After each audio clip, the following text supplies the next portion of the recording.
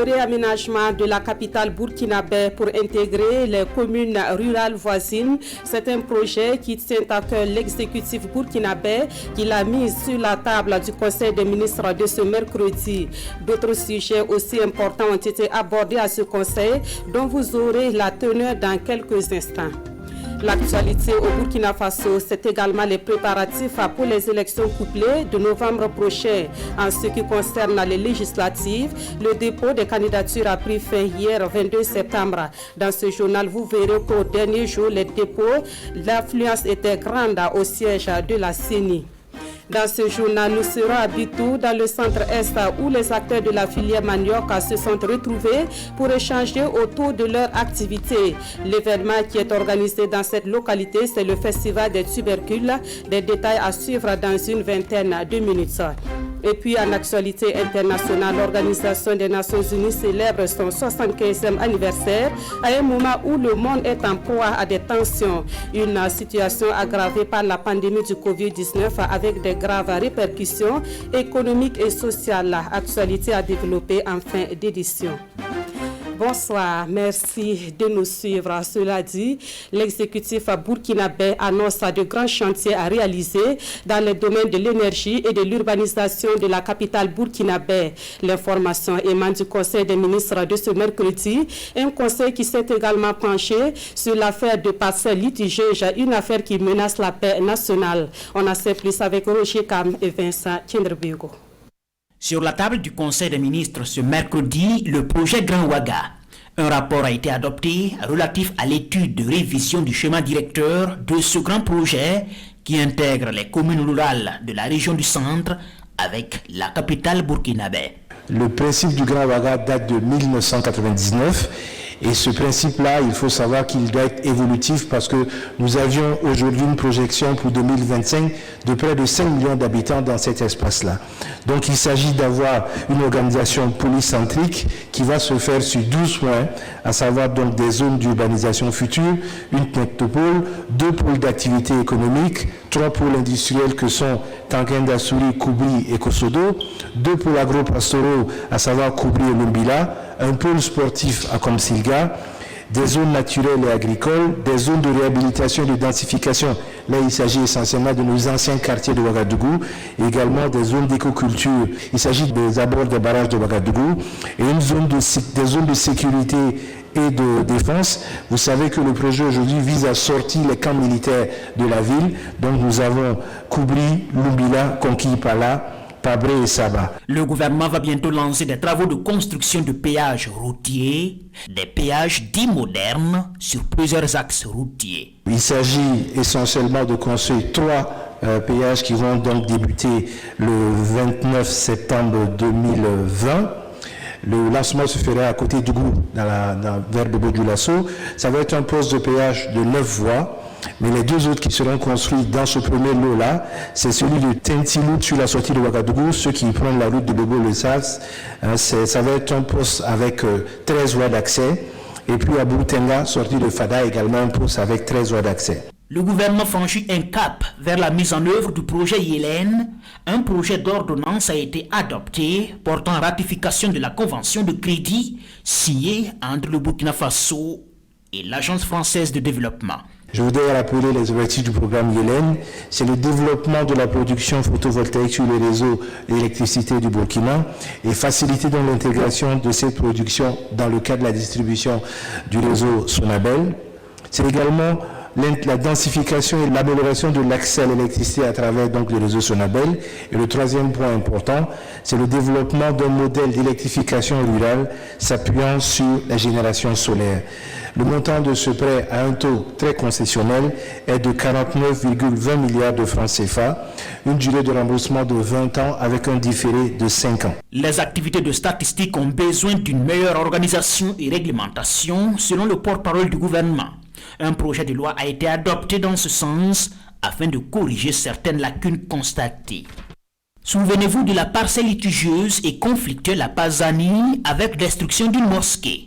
Le dossier a parachuté au palais de Kosiam. Le chef de l'État serait assez ferme sur la question. Le gouvernement espère donc que la lumière soit faite sur la réalité juridique de cette question-là, mais a surtout tenu à rappeler que, quelles que soient les situations, il faut avoir beaucoup de références pour ce qui est des lieux de culte et appeler donc les acteurs à œuvrer pour qu'il y ait une paix et une solidarité pour que cette situation-là, nous puissions la mener. En tout cas, le président du FASO a donné des instructions très fermes au ministre en charge de l'administration territoriale pour que cette question soit gérée avec la plus grande habileté, mais également dans le respect des principes de cohésion, de respect des identités, mais de respect également des textes de loi qui régissent notre vivre ensemble. Covid-19 un jour, Covid-19 toujours. À la date d'hier, 2 266 francs CFA ont été collectés comme dons en espèces pour la lutte contre la maladie. Mais le respect des mesures barrières reste une nécessité, foi du porte-parole du gouvernement. Dans l'actualité ce soir, une étape vient d'être close dans les préparatifs des élections du 22 novembre prochain. Il s'agit du dépôt des candidatures concernant les législatives pour lesquelles 127 postes sont à pourvoir. Hier, 22 septembre, dernier jour de dépôt des candidatures, l'affluence était grande dans la nuit au siège de la Commission électorale nationale indépendante. Constat avec Kwale Nebié et Sekou Zongo. Commission électorale nationale indépendante, mardi matin, à quelques heures de la clôture, de la réception des dossiers de candidature pour les législatives du 22 novembre prochain, Claude Kayaba Kaboré se présente devant les agents chargés de la réception des dossiers. Il est venu faire enregistrer officiellement les candidats du regroupement d'indépendants qu'il conduit. Après vérification, il est plié d'aller compléter ses dossiers. C'est comme le support là, c'est seulement la liste collective. C'est ça qu'il fallait remplir et puis bon, compléter tout. C'est le seul souci qu'on a dit tout de suite. Gabriel Beriwidougou, lui, est aussi venu déposer les candidatures de son parti, un parti en lice dans 15 circonscriptions. Nous n'allons pas rester derrière l'histoire du Burkina Faso. Nous sommes un jeune parti qui vient de naître et moi surtout, je n'ai jamais fait la politique au Burkina Faso, donc c'est un plaisir de pouvoir déposer mes dossiers aujourd'hui, les dossiers de mon parti, afin que nous puissions contribuer à l'essor politique de ce pays-là. Avant toute réception, les dossiers sont vérifiés pièce par pièce et 12 équipes sont déployées à cet effet pour plus de fluidité. Les agents de la CENI font bien leur boulot, ils sont en train de vérifier dossier pièce par pièce. Donc ce qui prend un peu le temps, sinon il n'y a pas de souci. Débutée le 17 septembre dernier, cette opération de réception des dossiers a pris fin ce 22 septembre. Et exceptionnellement pour ce dernier jour, les partis, formations politiques et regroupements d'indépendants avaient jusqu'à minuit pour déposer leur candidature. Et pendant ce temps, l'organe judiciaire qui a les pleins pouvoirs de valider les élections au Burkina Faso se prépare également pour le scrutin du 22 novembre prochain. Nous parlons ici du Conseil constitutionnel qui forme ses membres et son personnel sur le contrôle de la régularité et la transparence du processus électoral. La formation de 3 jours a débuté hier à Koudougou. Nous suivons l'ouverture avec Amadou Ilboudo et Vincent Kendrebego. Le Conseil constitutionnel est l'une des institutions à intervenir dans le processus électoral. Et pour bien remplir sa mission, les membres et le personnel de cette institution se forment sur le contrôle, la transparence et la sincérité des élections à venir. Il s'agit pour les participants de rafraîchir leurs connaissances sur la gestion du processus électoral. Le Conseil constitutionnel, c'est une juridiction dont les membres ont un mandat et qui régulièrement procède à son renouvellement. Il y a des membres qui partent, il y en a qui viennent. Donc il est nécessaire qu'au bout du mandat de 5 ans dévolu au chef de l'État et aux députés, qu'il y ait une remise à niveau de tous les membres, qu'il y ait un partage d'expérience des anciens membres qui sont là pour permettre à tous les membres d'être au même niveau pour pouvoir gérer efficacement tout le processus électoral. La formation est soutenue par le PNUD, le Programme des Nations Unies pour le développement, qui accompagne le Burkina Faso à travers le FAPE, le projet d'appui au processus électoraux. Dans le cadre de ce projet, il y a une composante qui soutient bien sûr le renforcement des capacités des différentes institutions et parties prenantes au processus électoral, mais il y a aussi une composante qui prévoit un appui pour la prévention des conflits et la gestion du contentieux électoral. Gestion du contentieux, contrôle du vote et vérification des résultats, le Conseil constitutionnel a le dernier mot sur la régularité des élections présidentielles et législatives du 22 novembre. Le défi est d'assurer des élections transparentes et crédibles et donc apaisées, comme ce fut le cas en 2015.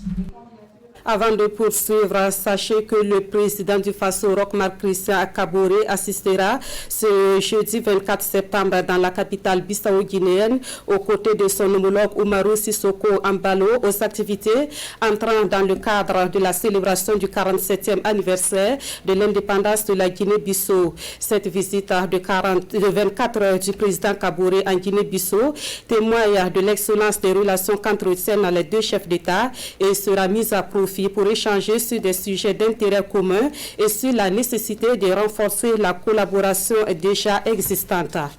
Nous parlons encore de formation, mais cette fois dans le domaine de la diplomatie. Le ministère des Affaires étrangères et de la coopération forme le personnel nouvellement affecté dans les missions diplomatiques et consulaires. Thème de cette formation, la gestion de la carrière du diplomate en poste et les pratiques administratives en la matière. L'atelier a débuté hier à Ouagadougou. Adama Giti et Oumou Sissé. L'organisation de l'état civil dans les missions diplomatiques et consulaires, la tenue et le contrôle des registres d'état civil sont entre autres modules dispensés à ces agents nouvellement nommés dans les missions diplomatiques et postes consulaires.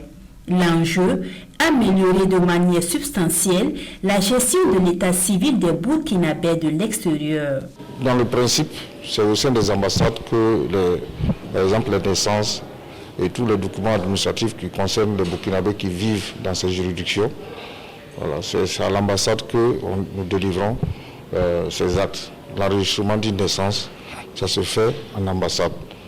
Donc, le rôle de l'ambassade et des agents qui y travaillent, tous doivent être à mesure de faire ce travail.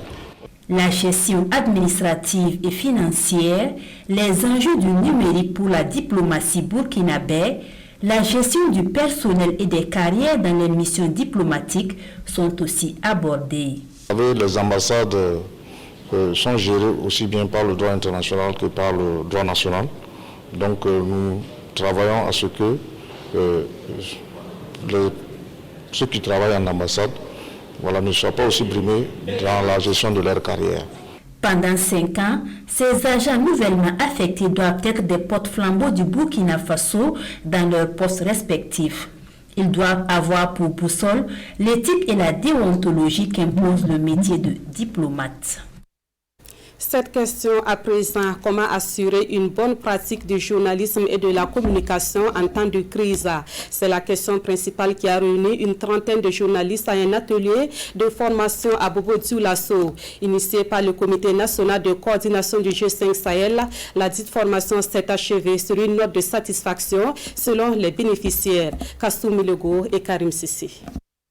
La communication en temps de crise n'est pas chose aisée. C'est du moins la pensée du Comité national de la coordination du G5 Sahel. Et pour amener les hommes de médias à améliorer leur système de communication en temps de crise, ce comité a organisé cette formation. C'est d'abord de renforcer les capacités et susciter l'intérêt des journalistes à communiquer de façon professionnelle et aussi de façon efficace en période de crise. Une période de crise comme celle que nous vivons actuellement dans l'espace G5 Sahel. Il était important pour nous aussi de permettre aux journalistes que vous êtes de comprendre davantage l'organisation du G5 Sahel, à savoir ses statuts, ses organes, comment le G5 Sahel est organisé. Pendant 72 heures, les participants ont appris les techniques rédactionnelles journalistiques. Ils ont aussi passé en revue les fondements de la responsabilité sociale du journaliste. Des connaissances qui devraient leur permettre de mieux communiquer, surtout en ces moments où l'insécurité sévit au Burkina Faso. Nous avons découvert ce que c'est que le G5 Sahel. Nous avons découvert également comment, en tant que crise, comment il faut communiquer en tant que journaliste. Et nous avons appris également les théories, ce qu'est la théorie, ce qu'est la pratique. Notamment, est-ce qu'en temps de crise, les règles du journalistique changent? Et la question d'office, non. En temps d'écrire, les règles ne changent pas. Mais il faut savoir donc communiquer. Il faut avoir de l'information pour ne pas donc envenimer donc la situation. Une trentaine de participants ont pris part à cette formation. Il leur est demandé de partager les connaissances acquises avec leurs confrères une fois de retour dans leurs différentes rédactions. Dans l'actualité également, les acteurs chargés de l'intégration régionale au Burkina Faso revisitent les différents programmes en cours de réalisation. À la rencontre qui se tient à Koudougou, ils procèdent également à l'identification des obstacles dans la mise en œuvre de leurs activités. La rencontre de coordination est organisée par le Bureau national de la CEDEAO. L'ouverture des travaux avec Salifou Belem et Issa Kanana.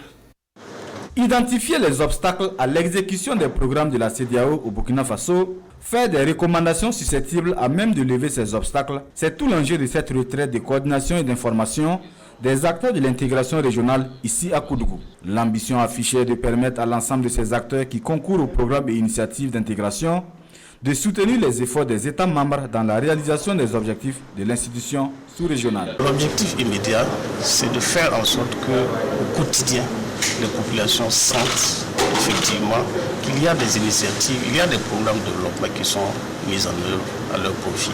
Faire en sorte que lorsque vous quittez le Burkina pour aller dans un autre pays, vous ayez moins de tracasseries possibles. Et nous travaillons aussi à ce genre de programme-là. La libre circulation des biens, la libre circulation des personnes, le tarif extérieur commun, ça c'est important. Voilà ce que nous visons à très court terme, en espérant que l'exemple de la CEDEAO pourra faire tâche d'huile dans d'autres régions. Cet atelier devra ainsi permettre à la vingtaine de participants de mieux connaître les structures de la CEDEAO au Burkina Faso, de créer des liens de travail plus forts pour une grande collaboration sur les chantiers de l'intégration sous-régionale. Cet atelier, nous le voulons annuel.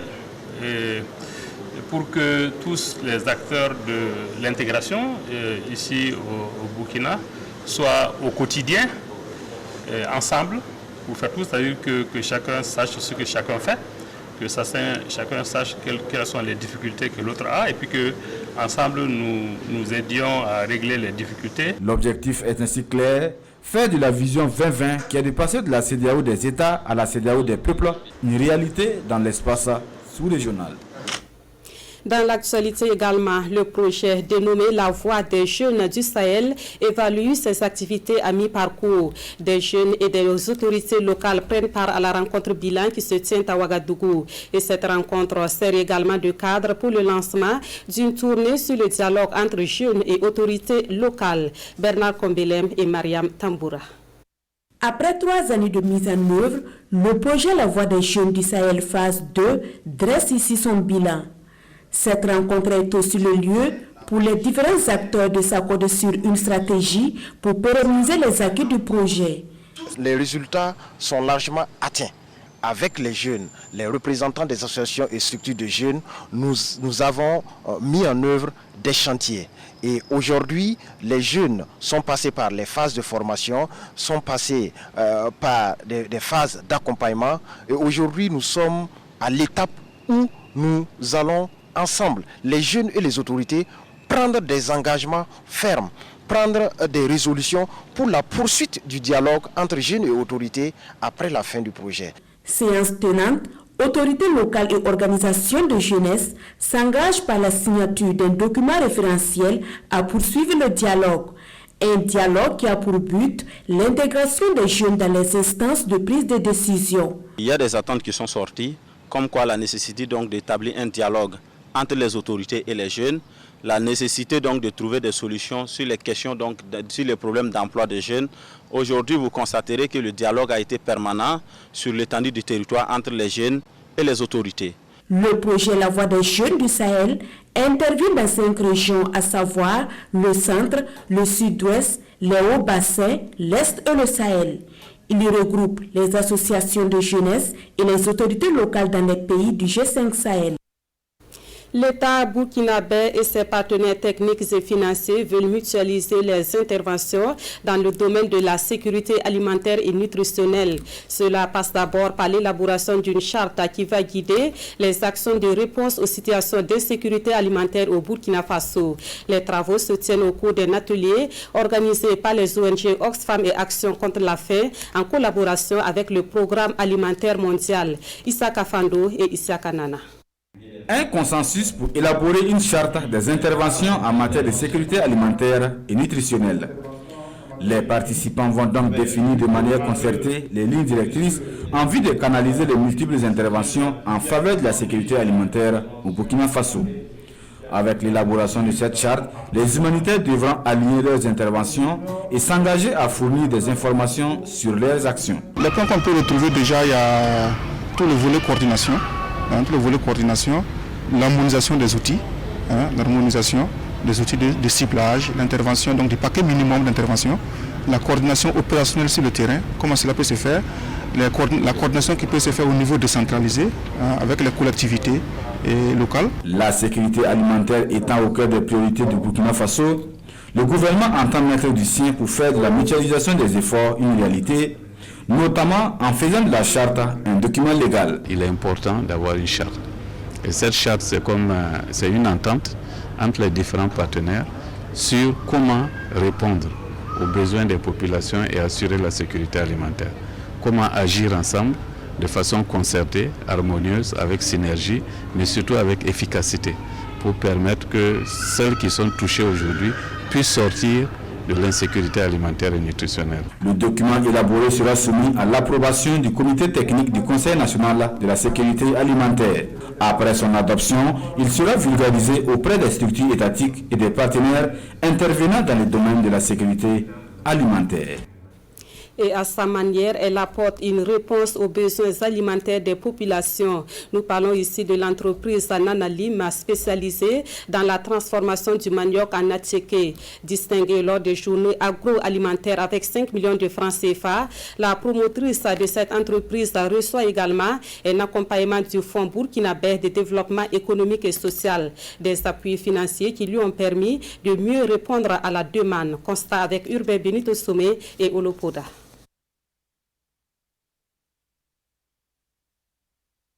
De l'attiéké frais ou séché, du tapioca, du konkondi, bref, le manioc et ses produits dérivés. L'entreprise Nanalim SARL accueille ici les responsables du Fonds burkinabé de développement économique et social. Spécialisée dans la transformation du manioc en attiéké, cette entreprise avait été lauréate du Grand Prix du président du Faso lors de la 10e édition des journées agroalimentaires. Avec les 5 millions de francs CFA reçus du président du Faso et l'accompagnement du Fonds burkinabé de développement économique et social, la fondatrice de cette unité de transformation des matières premières agricoles entrevoit de meilleures perspectives. J'ai bénéficié d'un gros financement des fonds burkinabé jusqu'à 50 millions. C'est pas petit. J'ai créé des unités à Yagma, une unité de séchage à Yagma et à Goumé. Et beaucoup d'équipements sont là-bas. Et ça a permis de sécher, de faire le séchage pour livrer les 36 tonnes de Ménac, et on est en train de préparer les 19 tonnes pour la mairie de Kindi. Visite guidée des lieux pour comprendre le processus de transformation du manioc. Le directeur général prodigue des encouragements et prend note des préoccupations. Nous pensons que ces gens d'entreprise, il faut les accompagner. Et les 10 prix qui ont été, les 10 plans d'affaires qui ont été financés, elle en fait partie. Et c'est en cela que nous pouvons dire que l'accompagnement du fonds pour ces journées agroalimentaires était très essentiel pour en tout cas le développement des industries agroalimentaires au Burkina Faso. Le Fonds burkinabé de développement économique et social restera toujours aux côtés des entreprises qui innovent, assurance donnée ici par le directeur général. Et on apprend que la filière manioc a des potentialités non encore exploitées au Burkina Faso. Les acteurs du domaine tiennent à changer la donne en organisant pour la 3e fois un événement auquel participe toute la chaîne de production et d'écoulement. Cet événement, c'est le festival des tubercules de Bitou dans la région du Centre-Est. Nous y faisons un tour dans ce reportage de Hassan Gebré et Tanga Kafandou. De l'attiqué frais ou séché, du tapioca, du konkondi, bref, le manioc et ses produits dérivés s'exposent ici à Bitou, au festival des tubercules de Bitou. Pour la 3e fois consécutive, l'Association pour le développement du Centre-Est a réuni les producteurs, les transformatrices et les commerçants pour discuter des potentialités de la filière et aussi les difficultés qui entravent son développement. En 3 ans, le festival a été une tribune phare du manioc à Bitou et a permis de nouer des partenariats entre acteurs de la filière. Comme on a trouvé qu'il y a des méventes, il fallait au moins trouver un canal par lequel on allait faire promouvoir cette filière. C'est une journée pour amener les producteurs à pouvoir commercialiser, à pouvoir se familiariser avec les transformatrices et les commerçants. Il faut développer les filières porteuses et les tubercules comme le manioc est une filière porteuse qui peut lutter de manière efficace contre la pauvreté, contre le chômage et lutter pour le développement de la sécurité alimentaire et nutritionnelle. Cette valorisation passe par la transformation parce que les produits bruts comme ça ont moins de valeur quand elles sont transformées. Donc nous allons faire ce plaidoyer avec les ministériels sectoriels en charge de la transformation et la valorisation des produits locaux pour qu'on mette un accent sur les communes porteuses. La foire dure 3 jours et c'est un espace de discussion, de propositions et d'affaires qui s'offre aux festivaliers et aux acteurs de la filière manioc pour explorer les pistes de son développement. Nous mettons à présent le cap sur la Boukoutimoun, précisément à Bassa-Congo. C'est dans cette localité que le projet BID UMOA apporte son soutien aux producteurs agricoles à travers l'aménagement de périmètres irrigués. La particularité au niveau de ces périmètres, c'est l'utilisation combinée de 3 technologies d'irrigation. Visite guidée avec Netizoum Batsiono et Aïcha Atianda. Ce périmètre est mis en exploitation dans le cadre du projet BID UMOA d'hydraulique et d'assainissement en milieu rural au Burkina Faso. Vous voyez que nous sommes en face d'un système d'aménagement qu'on a dit 3 systèmes d'irrigation en un. On ne voit pas ça partout. C'est un système qui peut être durable. Vous voyez qu'on passe du goutte à goutte à l'aspersion, basse pression sans problème. Et s'il y a des difficultés qui n'ont pas été maîtrisées par les producteurs ou productrices, ils passent directement au système semi-californien et donc leur système de production ne s'arrête pas. Ce système permettra aux producteurs de produire toute l'année, toute spéculation confondue. Nous trouverons beaucoup d'argent ici pour améliorer notre famille.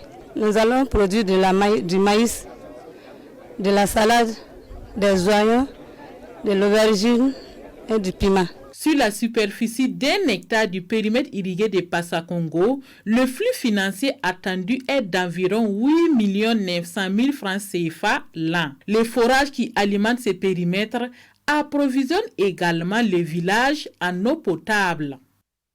Actualité ici à la radiodiffusion télévision du Burkina, la finale de la compétition musicale Faso Academy aura lieu ce samedi à Tinkodogo. Ils sont 5 candidats à la recherche du trophée tant convoité. Depuis le week-end dernier, les académiciens sont internés, mais ils ont fait une excursion ici à la télévision pour recevoir les encouragements de la direction. Nous voyons cela avec Amadou Marcel Tou. Dernière ligne droite pour les candidats de Faso Academy 2020. 700 au départ, ils ne sont plus que 5 pour la grande finale après 2 mois de compétition. Avant leur traditionnel internement, les 5 meilleurs académiciens reçoivent les encouragements des premiers responsables de la RTB. On vous a suivi, la hiérarchie, on a suivi vos prestations, on a suivi vos performances. Ce n'est pas facile avant de monter sur scène, on a suivi la gestion du track, mais vous êtes arrivé à vous surpasser, à montrer de belles prestations aux téléspectateurs de la télévision nationale. Je voudrais dire que toute l'équipe, nous sommes fiers de vous pour le parcours qui est déjà accompli. La culture de l'esprit d'équipe, de la cohésion et surtout du fair play, autant de conseils prodigués à ces académiciens avant le départ pour leur hôtel. Faso Académie 2020 se passe dans un environnement particulier aussi. On a la Covid qui, ces derniers moments, on connaît une flambée. Donc, continuez à observer des mesures barrières. C'est pourquoi je vous ai amené des masques RTB. C'est bon d'être finaliste de Faso Académie 2020. Hein? Ah oui, avec le téléphone standard qui est là. Donc tu vas te coucher comme ça et puis appeler. S'il vous plaît, est-ce que je peux avoir... Tu vas faire ça comment même? Je soulève, j'ai des coquilletés. 2 jus d'orange, s'il vous plaît. Tous parrainés, ils y resteront le temps de mieux se préparer pour la finale de Faso Académie 2020 prévue pour ce samedi à Tinkodougou. Et puis cet autre communiqué de la présidence du Faso, la 75e Assemblée générale des Nations Unies s'est ouverte ce mardi 22 septembre à New York. En raison de la pandémie à coronavirus, cette session se tient par visioconférence. Le président du Faso, Roch-Marc Christian Kaboré, interviendra ce jeudi 24 septembre dans l'après-midi.